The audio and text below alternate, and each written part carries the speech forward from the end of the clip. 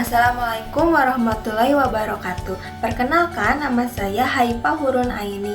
Nah, di sini saya akan menjelaskan materi tentang berempati itu mudah dan menghormati itu indah. Nah, sebelumnya apa sih empati dan menghormati itu? Nah, sebelum lanjut, di sini saya mempunyai motivasi, yaitu keberhasilan bukanlah akhir, kegagalan bukanlah kehancuran. Yang terpenting adalah keberanian untuk melanjutkan. Nah, empati adalah keadaan mental yang membuat seseorang merasa dirinya atau dalam keadaan, perasaan, dan pikiran yang sama dengan orang lain. Nah, dalam istilah lain, empati dapat diartikan sebagai kemampuan untuk menyadari diri sendiri atas perasaan seseorang atau bertindak untuk membantunya. Nah, empati juga merupakan sifat terpuji. Islam menganjurkan hambanya untuk memiliki sifat ini. Nah, empati ini juga sama dengan rasa iba atau kasihan kepada orang lain yang terkena musibah. Nah, Islam sangat menganjurkan sifat empati. Nah, seperti sebagai firman Allah Subhanahu wa Ta'ala dalam Quran Surat An-Nisa yang artinya, dan apabila sewaktu pembagian itu hadir kerabat, anak yatim, orang miskin, maka berilah mereka dari harta itu sekedarnya, dan ucapkanlah mereka perkataan yang baik. Quran Surat An-Nisa ayat 8. Nah, maksud surat itu apa sih? Nah, ayat tersebut menjelaskan apabila ada kerabat, anak yatim, dan orang miskin yang ikut menyaksikan pembagian warisan, maka berilah mereka sekedarnya sebagai atau tali kasih terhadap kepedulian atas mereka. Nah, nanti tuh sikap empati itu tuh timbul apabila dapat merasakan apa yang dirasakan oleh orang lain, mampu menempatkan diri sebagai orang lain, dan menjadi orang lain merasakan. Nah, bisa jadi sewaktu-waktu bukan kita yang mendapatkan warisan, tapi kita yang menjadi saksi atas pembagian warisan tersebut. Nah, terkait sikap empati ini tuh ada hadisnya dari Rasulullah Shallallahu Alaihi Wasallam bersabda, yang artinya dari Abi Musa radhiyallahu anhu, dia berkata, Rasulullah Shallallahu Alaihi Wasallam bersabda, orang mukmin yang satu dengan yang lain bagai satu bangunan yang bagian-bagiannya saling mengokohkan. Hadis riwayat Bukhari. Nah, hadis di atas ini tuh secara tidak langsung tuh mengajarkan kepada kita untuk bisa merasakan apa yang dirasakan orang mukmin yang lain. Seperti apabila ia sakit, kita merasakan sakit. Apabila ia gembira, kita juga merasakan kegembiraan itu. Nah, Allah Subhanahu wa Ta'ala menyuruh umat manusia untuk berempati terhadap sesamanya, peduli dan bantu antar sesama yang membutuhkan. Allah Subhanahu wa Ta'ala akan sangat murka kepada orang-orang yang egois dan sombong. Makanya Allah sangat menyukai orang-orang yang mempunyai sikap empati. Nah, tentunya perilaku empati terhadap dalam kehidupan sehari-hari dapat diwujudkan dengan cara satu, peka terhadap perasaan orang lain, membayangkan seandainya aku adalah dia, berlatih mengorbankan milik kita sendiri dan membahagiakan orang lain.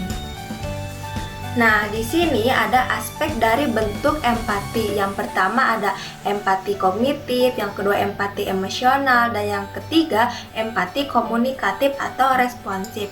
Apa sih empati kognitif tuh? Nah, empati kognitif adalah kemampuan untuk mengerti apa yang orang lain pikirkan dan rasakan tanpa harus ikut merasakan emosi itu tersendiri. Nah, contohnya saat temanmu sedih karena nilainya jelek, nah kamu tuh tidak ikut merasa sedih, tapi kamu mengerti bahwa dia kecewa dan butuh semangat. Terus ada empati emosional. Nah, empati emosional ini adalah kemampuan untuk merasakan secara langsung emosi yang dirasakan oleh orang lain. Nah, ini tuh bukan hanya memahami apa yang orang lain rasakan seperti tadi dalam empati kognitif, tetapi kita juga ikut merasakan emosi tersebut seolah-olah kamu gitu ya yang mengalaminya sendiri seperti di gambar ini, kayak kita gitu yang merasakannya.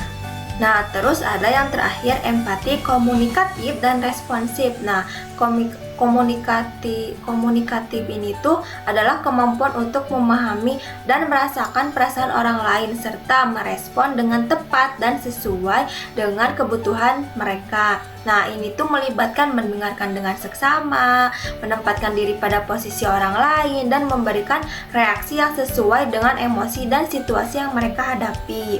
Nah, selanjutnya tentang menghormati. Nah, menghormati adalah sikap menghargai dan memperlakukan orang lain dengan sopan, penuh penghargaan, dan tidak merendahkan baik dalam perkataan, tindakan, maupun pikiran. Nah, seperti firman Allah Subhanahu wa taala dari Quran surat Al-Baqarah ayat 83 yang artinya, ingatlah ketika kami mengambil perjanjian dari Bani Israel, janganlah kamu menyembah selain Allah dan berbuat baiklah kepada kedua orang tua, kerabat, anak yatim, dan orang-orang yang miskin. Selain itu, bertutur katalah yang baik kepada manusia. Laksanakanlah sholat dan tunaikanlah zakat, akan tetapi kamu berpaling atau mengingkarinya kecuali sebagian kecil darimu dan kamu masih menjadi pembangkang. Quran surat Al-Baqarah ayat 83. Nah, sudah jelas gitu ya. Dalam surat ini tuh kita harus menghormati orang tua, kerabat, terus anak yatim. Jangan seperti kaum Bani Israel yang melanggar janji terhadap Allah yang menyebabkan Allah murka terhadap mereka. Nah, kita tuh jangan seperti kaum yang terdahulu. Maka dari itu kita harus menjadi kaum yang lebih baik dari kaum Bani Israel. Nah, terus di sini ada perilaku menghormati kedua orang tua dapat diwujudkan dengan cara satu, ketika orang tua masih hidup, yang pertama kita harus memperlakukan keduanya dengan sopan dan hormat, terus membantu pekerjaannya, mengikuti nasihatnya apabila nasihat itu baik dan membahagiakan keduanya. Terus yang kedua, ketika orang tua kita sudah meninggal, jika keduanya muslim, kamu dapat mendoakan mereka setiap saat agar mendapat ampunan dari Allah Subhanahu wa taala. Nah, yang hadisnya, Allahumma gfirli wali walidayya warhamhuma kama rabbayani shogiron, yang artinya, ya Allah, ampunilah aku dan kedua orang tuaku dan rahmatilah mereka sebagaimana keduanya telah memeliharaku pada waktu kecil. Nah, jadi kesimpulannya adalah berempati dan menghormati adalah dua sikap mulia yang penting dimiliki oleh setiap individu dalam kehidupan bermasyarakat. Nah, karena cukup dengan membuka hati untuk memahami dan merasakan apa yang dirasakan orang lain, dengan empati, hubungan antar manusia menjadi lebih hangat dan saling mendukung. Sementara itu, menghormati orang tua adalah kewajiban setiap anak. Nah, dengan bersikap sopan, mendengarkan nasihat, membantu mereka, dan tidak membantah, kita menunjukkan rasa cinta dan terima kasih atas semua pengorbanan mereka. Nah, jika kita menghormati orang tua, maka hidup kita akan lebih berkah, keluarga menjadi harmonis, dan kita akan tumbuh menjadi pribadi yang baik dan disayang banyak orang. Nah, Assalamualaikum warahmatullahi wabarakatuh. Sekian dari materi hari ini. Terima kasih murid-murid teladanku.